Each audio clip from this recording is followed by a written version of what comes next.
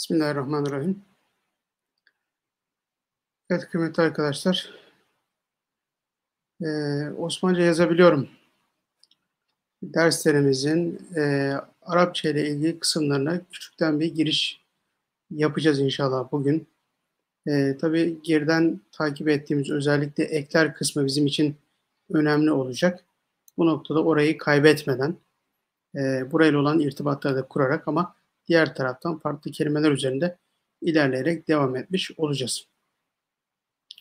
Evet, burada, kuraldan bahsetmeyeceğim. Yani kurallar üzerinden gitmeyeceğiz. Bir metin okuyacağız. O metne bakacağız. Buradaki konuyu, bilenler için belki tekrar olacak bazı meseleler. İlk defa karşılaşanlar için de, konuyu biraz böyle kavramaya yönelik olacak. Fakat bu değerlendirdiğimiz kısımların hepsini daha sonra bütün hâlinde görme şansına da sahip olacağız. Bunları tamamladığımız zaman ümit ediyorum ki kafamızda neyin ne olduğu biraz net oturmuş olarak daha kavramış olacağız diye söyleyebilirim.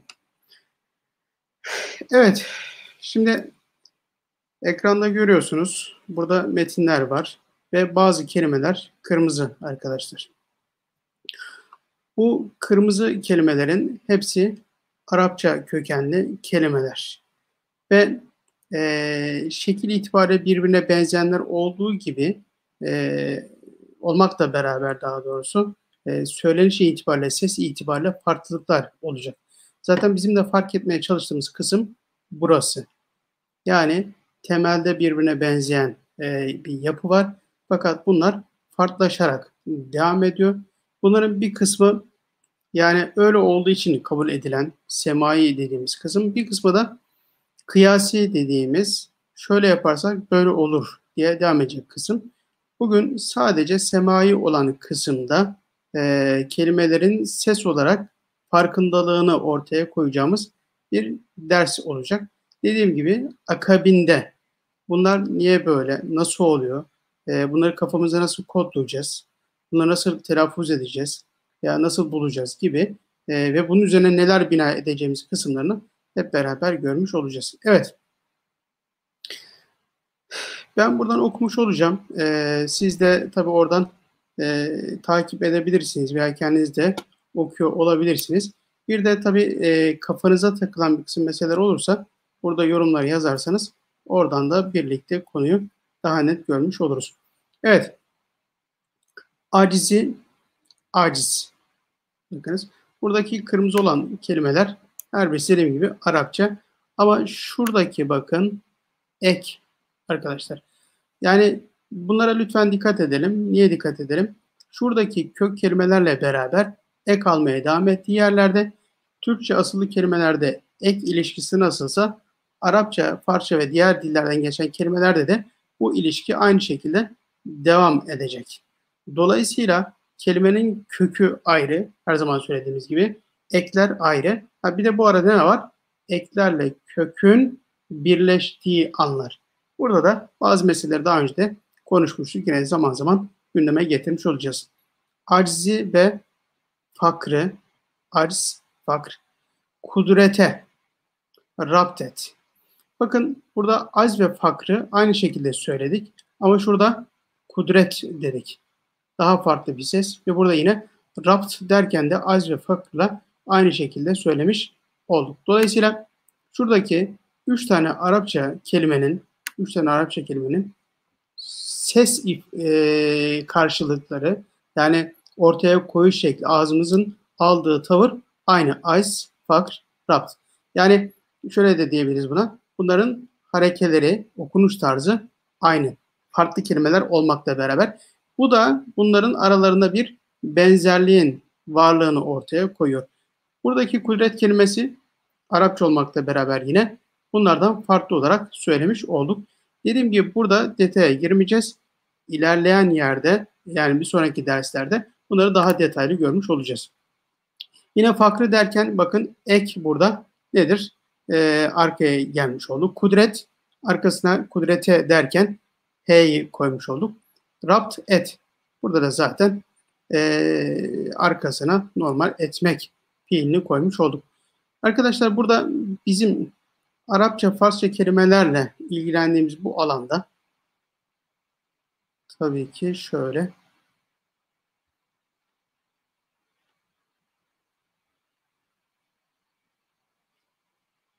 Şu an nasıl arkadaşlar?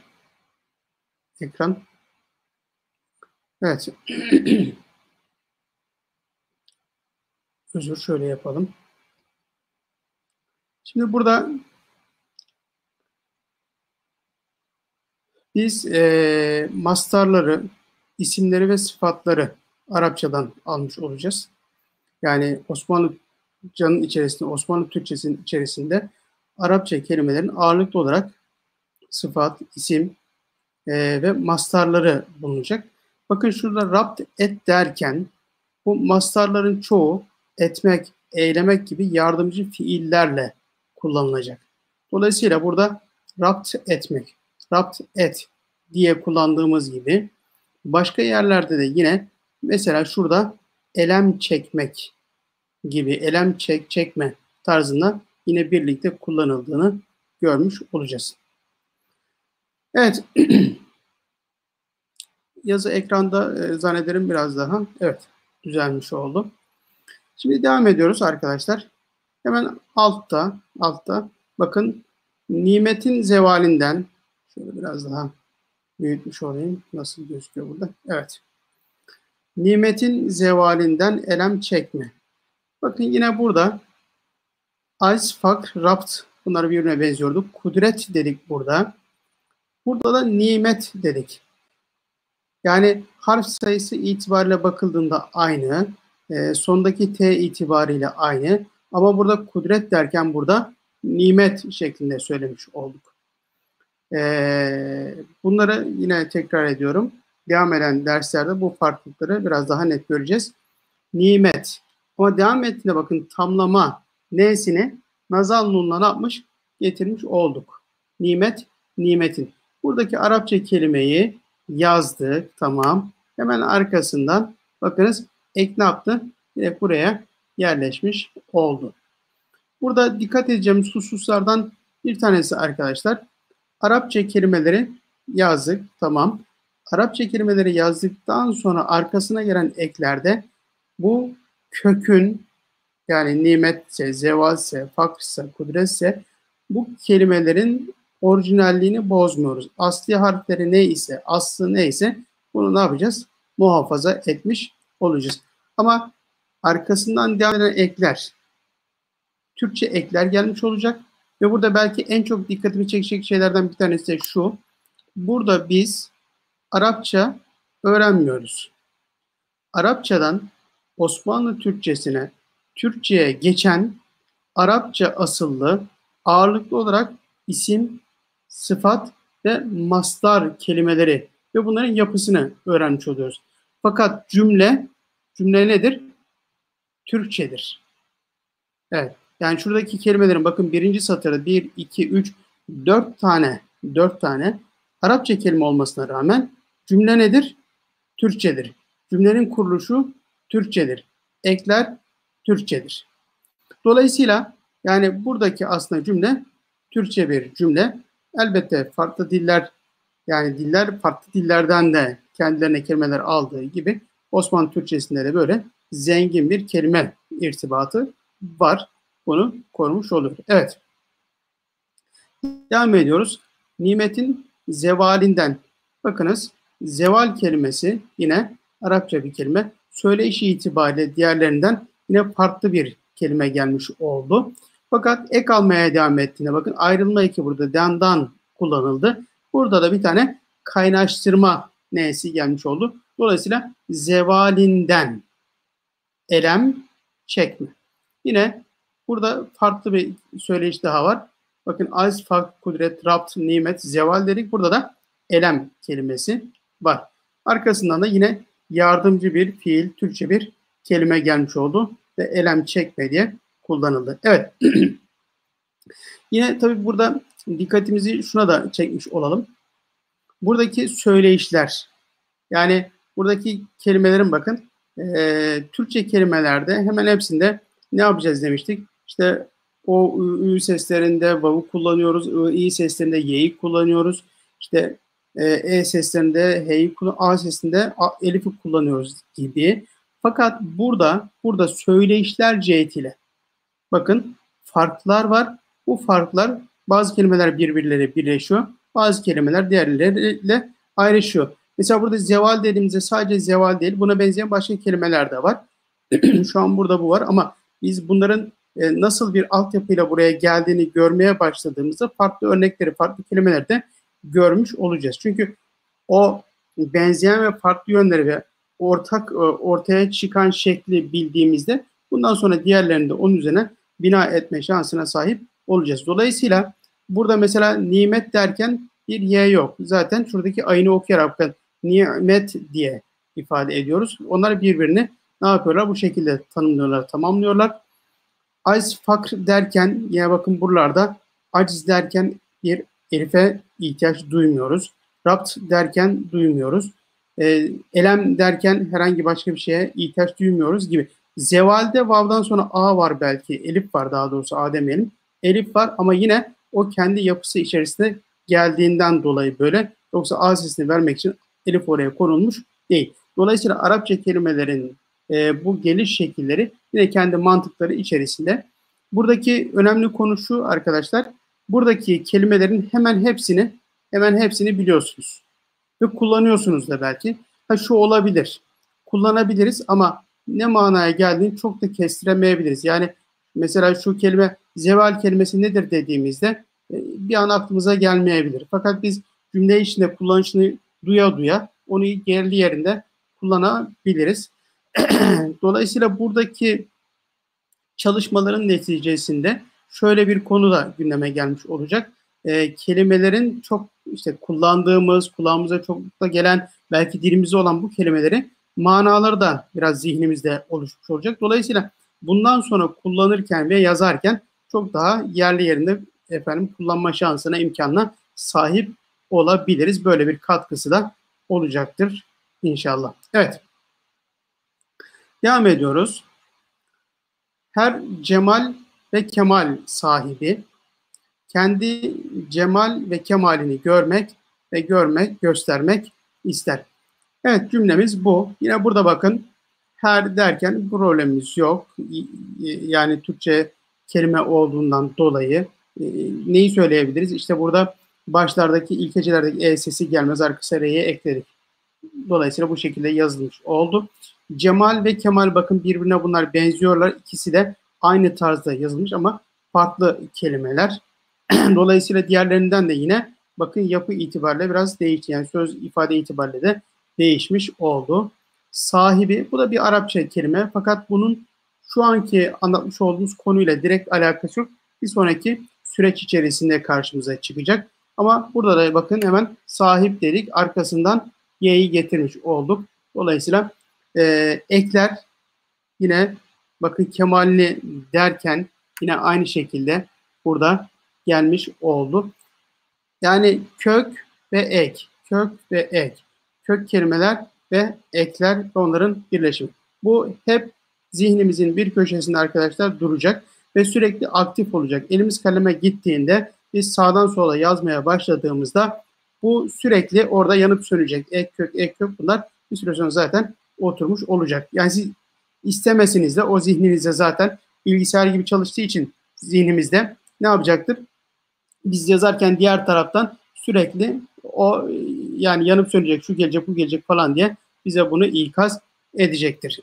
Evet, kemalini görmek ve göstermek ister. Yine burada Türkçe kurallar içerisinde bakın hepsini koymuş olduk. Yeri gelmişken mesela hatırlatmış olalım. Şurada aslında kelimenin kökü nedir? İstemektir. T'den sonra bir H vardır. Fakat geniş zaman geldiğinde biz bu sondaki H'yi, mastar H'sini ne yapıyoruz? Buradan düşürüyoruz. O yerleşmiş, oturmuş kurallarımızdan bir tanesi idi. Evet yine göster derken de aynı şekilde. Evet. İlim ve hikmet. İlim ve hikmet. Bakın burada başka bir ifadeyle gelmiş oldu. Hikmet yine neyle geldi? Şurada nimet demiştik bakın. Nimetle benzer. Hikmet ve nimet aynı şekilde telaffuz ediliyor. Farklı kelimeler olmakla birlikte ilim. Biz tabii şöyle bugün ilim diye i sesiyle söylüyoruz. Aslında bu kendi ifade tarzı içerisinde Arapçada ilm, yani L'den sonra i yok. Yani ifade tarzında. Biz bunu ancak nerede mesela fark ediyoruz? İlim derken ilim tarzında kullanmamızda bir sıkıntı var mı? Hayır, asla yok. Türkçe konuşuyoruz. Fakat mesela ilmi ilahi dediğimizde o i'yi biz otomatikman düşürmüş oluyoruz. Kelimenin aslıyla bakın ne yaptık? Kullanmış olduk. Bu tamlamada ne yaptı? Kendisini göstermiş oldu. Dolayısıyla burada ilim derken ilim işte biz nasıl yazacağız? Elif, ye, lam, ye, mim diye yazabiliriz ilim dediğimizde. Fakat şunu bilirsek, ilim kelimesi Arapça kökenli bir kelimedir. Dolayısıyla bu kendi içerisindeki yazılım şekli bu tarzdadır ve ayından ve mimle yazılır dediğimizde ne yapacaktır konu? Bambaşka bir noktaya gidecek. Tabi ilim kelimesini bildikten sonra aslında bunu çağrıştıran pek çok kelimeyi daha bildiğimizi, mesela konuyu daha söylemiş olalım. İlim dediğimizde alim kelimesi, bakın bununla ilişkili. Malum kelimesi bununla ilişkili. Malumat hakeza bununla ilişkili. Muallim bununla ilişkili. Muallem yine bununla ilişkili. Ulema bununla ilişkili. Gibi bakın arkadaşlar ne yaptık? Kaç tane farklı kelime aynı kökten, aynı işte ayn, lam ve mimden gelen, aynı manayı içerisinde barındırırken almış oldukları o kalıplara göre, yani o kalıpların ifade etmiş olduğu manalarla bütünleşerek, mesela ilimle alim aynı kökten, mana itibariyle de aynı kökten ama ortaya çıkış şeklinde ne var? Farklılıklar var. Yani ilim bilmekken alim bilen. Malum haliniz olduğu üzere nedir? O da bilinen gibi. Muallimi çoklukla biliyorsunuz. Ulemayı nedir? Yine aynı şekilde bilen insanlar, alimler manasına gibi, bakın ne yaptı? Farklı noktaya gitmiş oldu. Ama buradaki o bir tek kelime ve oradaki o çağrışım ve diğer devam eden süreçle birlikte ortaya çıkan tablo bizdeki o zihni arka planı bir anda şekillendirip aslında kullanmış olduğumuz kelimelerin kökeni, geliş itibari, manadaki o birliktelik ve ortaya çıkan yan kazanmış olduğu manalarla bizim kültürümüzde, efendime söyleyeyim, dil derinliğimizde nasıl bir yer ettiğini görmüş olabiliyoruz. Buradan yola çıkarak da pek çok açılımları fikren, zihnen görebiliriz ve metinlere muttali olabiliriz. Tabii bizim şu an burada odaklandığımız noktalardan bir tanesi neydi? Yazarken biz bunu ilim, yani köken itibariyle bildiğimizden bahisle hem bunun bakın Türkçe bir kelime değil. Dolayısıyla işte elif, ye, lam, ye, mim tarzında yazmıyoruz. O zaman ne yapacağız? Kelimenin kökeni bildiğimiz için artık öğrendik ve bunları nüfuz ederek diyeceğiz arkadaşlar.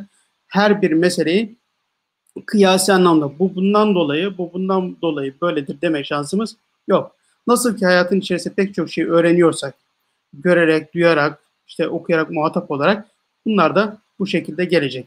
Bunun ayın olduğunu, lam olduğunu, mim olduğunu bileceğiz. Ama bir tane kelime bilmekte bazen 15-20 tane, 30 tane kelimeyi de öğrenmiş olacağız. Evet. İlim ve hikmet mevcudata, bakın burada da yine daha sonra bu konulara gelmiş olacağız. Az önce malum demiştik. Burada da mevcut geldi bakın. Mevcut, sonra elif ve t geldi ve buradaki Türkçe o ek geldi. Mevcut kelimesi de devam eden yerdeki elif ta da mevcudat derken Arapça kuralları içerisinde kelimenin yapısını ortaya koyuyor. Ama yönelme eki bakın e-a buradaki h ile gösteriliyor. Ve mevcudat hesabına hesap. Bakın burada ne geldi? Kemal gibi değil mi? Cemal gibi bir de hesap kelimesi gelmiş oldu. Yine burada kaynaştırma harfi ve he gelmiş oldu. Bakıyor. Burada da bakmaktan şimdiki zaman dolayısıyla kelimemiz bu şekilde yazılmış oldu ve cümlede bu tarzı ortaya çıktı. Evet. Tekrar edelim. Bunda bakın 1, 2, 3, 4, 5 tane kelime olmakla beraber Arapça kökenli kelime, bu cümle Türkçedir. Evet. Hüzün. Bakın burada da başka bir şey geldi. Hüzün. Evet, hüzün. Şurada ilimde söylemiştik ilin diye. Burada da hüzün. Ama biz bugün Türkçe'de ifade ederken hüzün diye söylüyoruz. Beis yok ama asıl itibariyle hüzün, yani şuradaki nunu nasıl sakin, cezimliymiş gibi söylüyorsak z'yi de aynı şekilde söyleyeceğiz ama birinci harfin harekesi veya sesi ü. Hüzün. Evet. Hüzün, elem daha önce yukarıda geçti ve gam, veren. Vermekten veren, bakın buraya en an eki gelmiş oldu. Akıl. Akl. Yukarıda az farklı nasıl geçse burada akıl. Evet. Akıl, nurlandığı. Nurlandığı. Herhangi bir sıkıntı var mı? Yok. Evet. Vakit. Yine bakın arkadaşlar, bunlar da yine Arapça kökenli kelimeler.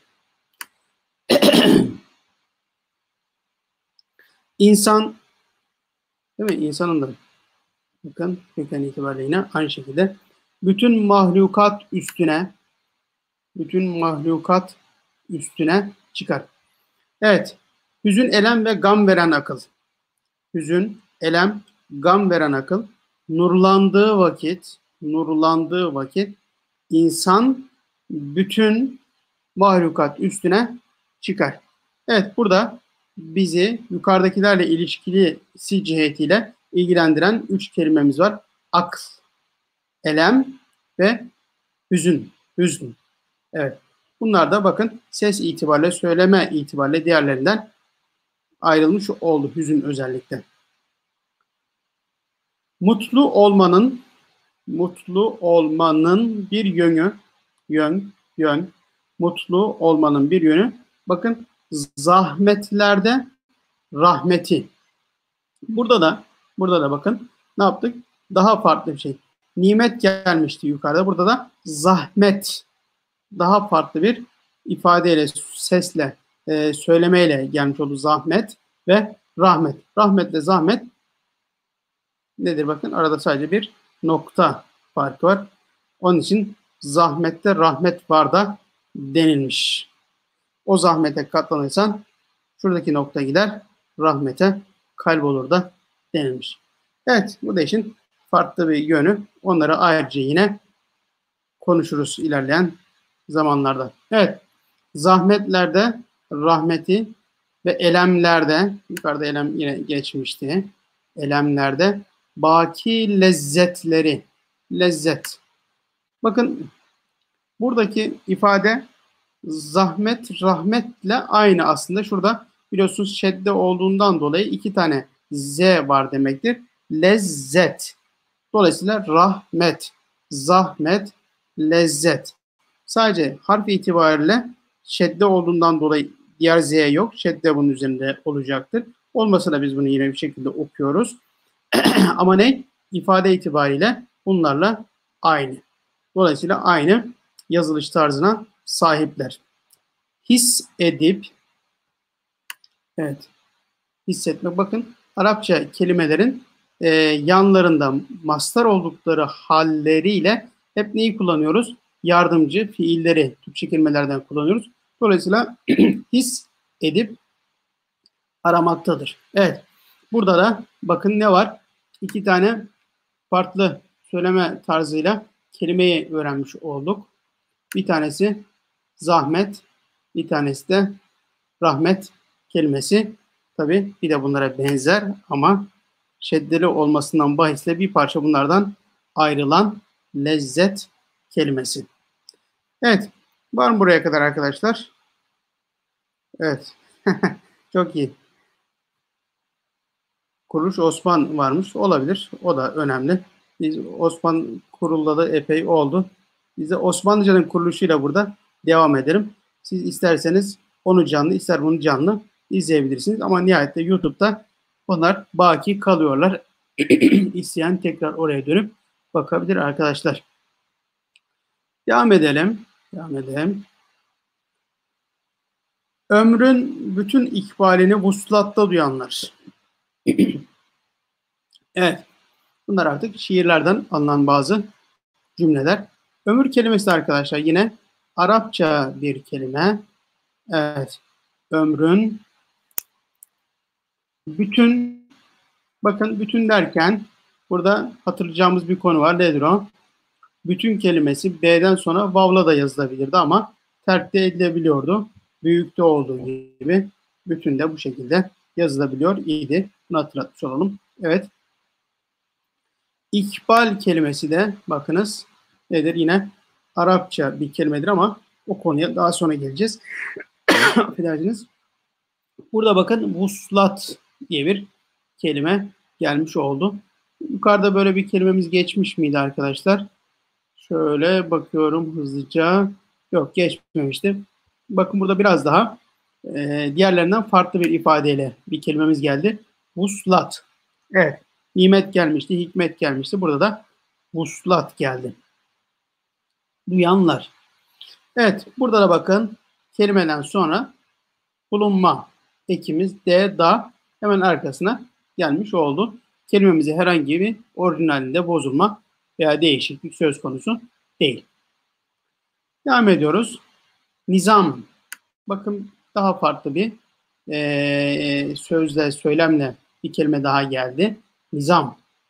Bunların her birisi arkadaşlar mastarlar, sülasi mücerret mastar dediğimiz mastar çeşitleri içerisinde ve onun kalıplarına göre gelen kelimeler, farklı kelimeler. Bunları baştan hani bildiğimiz kelimeler olmak hasebiyle kelimeleri görelim. Daha sonrasında intikalimiz, nüfuzumuz daha hızlı ve seri olabilir, daha kolay olabilir. Bir nizam ki eskimez, yıpranmaz, sendelemez. Evet. Burada da bakın herhangi bir problemimiz var mı? Bu kısımları zaten daha önce görmüş olduğumuz ifadeler. Eklerin geliş şekilleri bakın net. Maz derken, elifle mez derken herhangi bir şeyimiz yok. Eskimez, mezde yine hakeza. Ki bağlaç olan ki geldiğinde H ile geldiğini artık biliyoruz. Bulunma olsaydı neyle gelecekti? Y harfi ile gelecekti arkadaşlar. Evet. Devam ediyoruz. Hem gaza hem de şehadet. Bakın burada daha farklı geldi. Şehadet, aynı şekilde saadet. Evet. Şahit olma ve mutlu olma ifade eden iki tane ayrı kelime ama söz yani ağzımızdan çıkış ses itibariyle ikisi de bakın aynı. Şehadet, saadet. Diğerlerinden farklılaştı. Evet, bu. Ne dedi? Hem gaza hem de şehadet. Ne saadet bu derim. Ciğerim yansa da söndürmek için cehd ederim. Bu da bakın az ve fakir kelimeleriyle aynı ses itibariyle gelmiş oldu. Burada arkadaşlar baktığımızda mesela hatırlayalım. Derim diyor. Ne anlayacağız buradan? Bazı kelimelerin ilk hecelerindeki e sesleri y ile gösteriyordu. Bunu hatırlamış olalım buradan. Şurada bakın ettirgen olduğunda ettirgen eki dal y r olarak geliyordu. Dolayısıyla dır, dir, tır, tir, tur, tür hepsi bu şekilde yazıyordu. Bunu da bu şekilde hatırlamış olalım. Şunu da söylemiş olalım. Eklerde bakın sat asla kullanılmaz, tı asla kullanılmaz. S, sa dilek şart eki neyle? Sinle gelmiş oldu. Evet. İçin diyoruz bugün. İçün. Bu şekilde klişeleşmiş, kalıplaşmış ve yerleşmiş. İçün demenizde de çok bir problem yok. Kullanabilirsiniz. Çok abes kaçmayacak yerlerde ama böyle yazıldığını bilelim. Bize tuhaf gelmesin.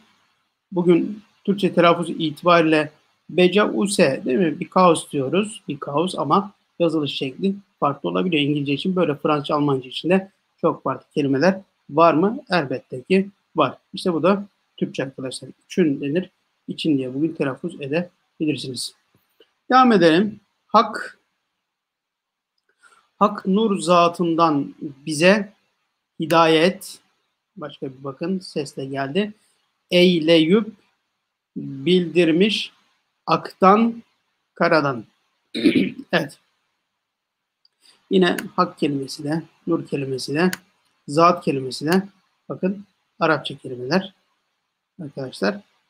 Ama cümlemiz Türkçe. Bizim şu an görmüş olduğumuz, anlamaya çalıştığımız sülasi mücerretler demiş olduğumuz onların kalıpları içerisine gelen kelimeleri görüyoruz. Bunlardan bakın başka bir kalıpta, başka bir sesle kelime geldi. O da hidayet kelimesi. Devam ediyoruz. Çık, neredesin? Zuhur et. Biz seni bekliyoruz. Yıllardır yollarında yorgun emekliyoruz. Evet, merhum Serden Geçti'nin şiirinden bir kahraman bekliyoruz şiirinden. Burada da bakın yeni bir şey geldi. Zuhur. Evet. Burada kafamızı karıştıracak herhangi bir şey yok. Bunların hepsini hatırladığımız meseleler. Şurada bakın beklemekten bekliyoruz. Şurada da emekliyoruz. Aslında bu da emeklemek ama bu şekilde de yani iyor şeklinde de efendim şu tarzda da yazabileceğimizi biliyoruz arkadaşlar. Bunları göstermek için ikisini de buraya koymuş oldum. Bekliyoruz kelimenin mastar hali beklemek. Dolayısıyla şimdiki zaman ve şahıs eki buraya gelmiş oldu. Dolayısıyla bu şekilde yazabiliyoruz, yazmalıyız. Ama bu tarzda da yazabiliriz kısmını da biliyorsunuz emekliyoruz da, emekliyoruz da denilebilir. Ne zaman ki sesli ile sessizle bitmiş olsa orada direkt iyor şeklinde gelebiliyor idi. Bunu hatırlatmış olalım burada. Başka da bu tarzda bizi böyle dikkatimizi çeken veya zorlayan herhangi bir şey var mı? Yok. Biz zaten şu an burada ne yapıyoruz? Şu kelimeleri anlamaya çalışıyoruz. Evet. Şöyle az kaldı zaten. Bunları bir toparlamış olacağız. Hafıza-i beşer. Hafıza yine Arapça bir kelime. Beşer. Evet. Ama bizim buradaki dikkatimizi çeken kelime isyan. Evet. Bakın yukarılarda zuhur geldi. Hidayet gelmişti en son.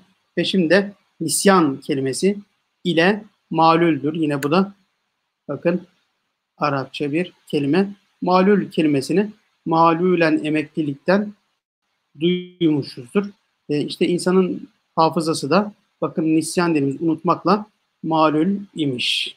Yani illetli, hastalıklı böyle bir kusuru vardır diyor hafızanın.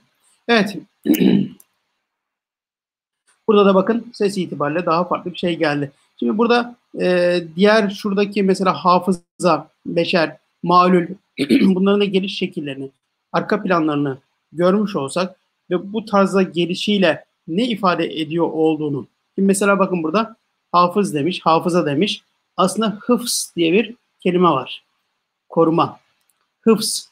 Dolayısıyla bu hıfz bakın burada farklı bir şekle girerek manasını da az önce alimde dediğimiz gibi ilim nasıl bilmekken alim bilen ise hıfz korumakken hafız da koruyan demek olduğu gibi mesela bir manaya intikal ediyoruz ve diğerinde işte daha farklı bir manaya intikal ediyoruz. Cümlenin bütününe baktığımızda Türkçe bir kelime evet ama şu ifadelerle bir araya getirdiğimizde derinlikli bir cümle ve şuradaki dar bir satırdan biz ne yapıyoruz? Geniş bir mana ortaya koyabiliyoruz.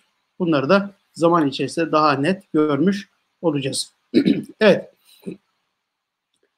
Şarkın en sevgili sultanı Salahuddin'i ama bu din kelimesinden önce Salah yani şuradaki Salahaddin diye bugün biz ifade ediyoruz. Öyle de ifade ederiz. Ama Arapça cehdiyle bakıldı Salahuddin diye okunur ve o tarzda telaffuz edilir. Kılıç arslan gibi iclaline ettin hayran. Sen ki İslam'ı kuşatmış, boğuyorken husran, o demir çemberi göğsünde kırıp parçaladın. Evet, Çanakkale şehitlerinden bakın bir ifade Mehmet Akif Ersoy. Yine şark bunlar da Arapça kelimeler. Buralara girmiyoruz. Şarkın tamamını geldi burada. En sevgili sultanı, sultan herkese Salahuddin. Zaten burada bir farklı bir ifade şekli var. Yani bir tamlama var.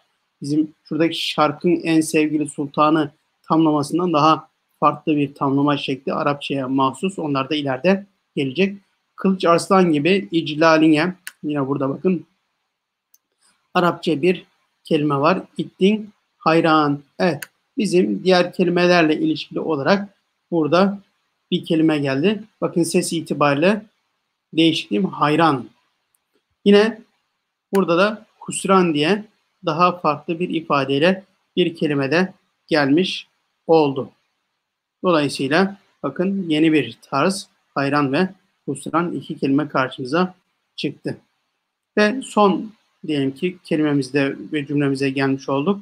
Ne diyor? Karşı durulmaz. Cereyan sine çak. Varsa duranlar olur elbet helak. Burada da bakın cereyan daha farklı. Helak yukarıda daha başka kelimeler gelmişti.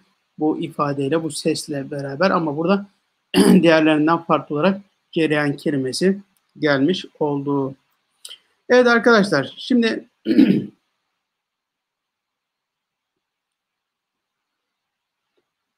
burada bakın neden bahsettik? Arapça asıllı kelimelerden bahsetmiş olduk. Şu ana kadar görmüş olduğumuz özellikle kırmızı olarak yazılmış kelimeler, ben şöyle getireyim oradan bakalım. Bakınız, bütün bahsetmiş olduğumuz kelimeler hepsi şu ifadelerle gelmiş oldu. Aciz dedik, fail. Şu kalıpta. Bunlara vezin, ölçü diyoruz arkadaşlar. Kalıp diyoruz ve mesela aciz de böyle geldi. Fakr da böyle geldi. Efendim başka ne vardı? Şu an hatırlamıyorum. Diğerleri de bu şekilde mesela bu ifadeyle veya bu tarzda, bu ölçüyle olur. Farklı bir kalıp, fiil kalıp mesela ilim dedik. İlim bu şekilde geldi. Ful bakın başka birisi. Faal. Burada harekeler de olduğu için üzerinde rahat bir şekilde ne olduğunu görebilirsiniz ve dolayısıyla onlarla örtüştürebilirsiniz. Faalet, fiilet, fuulet, faal, fial, faalet, fialet, fuul, fuulet, fiilan, fuulan, faalan gibi bakın ne oldu arkadaşlar? Kalıplar var. Şimdi burada şu kalıplar, bunu haftaya bunların içerisindeki farklı kelimeleri de beraber görerek şu kalıpları görmüş olacağız. Yani faal dediğimizde az geldiği gibi, fakr geldiği gibi daha farklı kelimeler de aslında bildiğimiz, zihnimizde olan. Mesela şu pratiği yapabilirsiniz. İster lügattan bakabilirsiniz. İsterseniz şöyle bir şey yapabilirsiniz. Mesela faal dediğimde işte az, fakr gibi acaba ben başka kelime biliyor muyum? Yani benim zihnimde böyle kelimeler var mı? Böyle bir tarama yapabilirsiniz. Biraz zihninizi zorlayabilirsiniz. Veya bu tarzdaki geliş şekline göre lügatlardan bakabilirsiniz. Şimdi internet bilgisayar kolaylığı var. Bunun üzerinden bakabilirsiniz gibi. Mesele ne arkadaşlar? Şuradaki şu bahsedilen kalıplar dediğimiz ve şunu da hani söyleyelim. Yine detaylı konuşacağız bunları ama F, ayın ve lam. Bunlar bizim için yani hep yanımızda olacak. Çünkü kodlama F, ayın ve lam harfleri üzerinden veya şu kalıpların üzerinden devam edecek. Ve bu mesela sülasi mücerretlerde böyle tanımlanırken mezit geldiğinde, işte binayı merre geldiğinde, mecul masarlar geldiğinde bunların hepsinde yine şu F, ayın, lamı göreceğiz. Bunların etrafına, önüne, arkasına, sonuna vesairesine bazı farklı harfler gelerek bunların biraz daha kalıpların genişlediğine şahit olacağız. Ve o gelen kalıplarla manaların da biraz daha o asıl manaya bina eden farklı şekillerde karışmış olduğunu ve zenginleşmiş olduğunu göreceğiz. Dolayısıyla T, ayın ve lam bunu hep bir tarafta tutmuş olalım. Şuradaki şu gördüğümüz kalıpların hepsi sülasi, mücerret, vezinler. Ve bunların kalıpları bakın arkadaşlar. Sülasi, mücerret. 5 tane mastar çeşidi var. Bunlardan birincisi sülasi, mücerret mastarlar. İşte kalıpları da en çok kullanılan daha doğrusu kalıpları da bunlar. 30'a yakın kalıp Arapça kelimeler içerisinde var.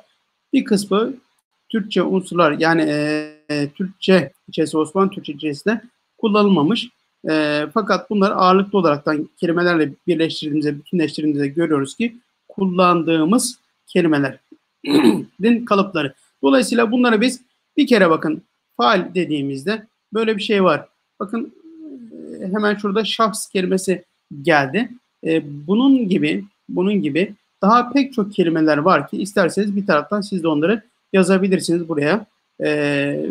Bu tarzdaki kelimeler bu kalıplarda gelebilir. Mesela az ve fakr faal kalıbında gelirken işte ilm niye fiil kalıbında vezinde geliyor diye sorarsanız o bilinen bir şey değil. Yani bunun bir ölçüsü yok. Zaten bu kalıpların varlığı da arkadaşlar neyle ilgili? İşte o kelimelerin o geliş şekilleriyle ilgili. Bunları biz lügatlerden, metinlerden ve kulaktan yani semai olarak biliyoruz, öğreniyoruz. Ama devam eden süreç içerisindeki diğer mastar kalıplarına geldiğimizde bunlara kıyasi yani ölçülebilir kalıplar var. Bu kalıpta gelirse bu olur. Bu kalıpta gelmişse şudur diyebileceğimiz tarzlarda birlikte olacak. Dolayısıyla orada işimiz biraz daha matematik çözer gibi, bulmaca bulur gibi, çözer gibi daha rahat olabilir belki. Ama burada şunları biz zor değil. Zaten ses itibariyle de birbirini çağrıştıran ve rahat kulağa oturabilecek şeyler olduğundan dolayı ifade edebiliriz. Şu kalıpları birkaç böyle gözden geçmiş olsak haftaya bunların altına giren kelimelerle bunların daha net oturduğunu görmüş olacaksınız arkadaşlar.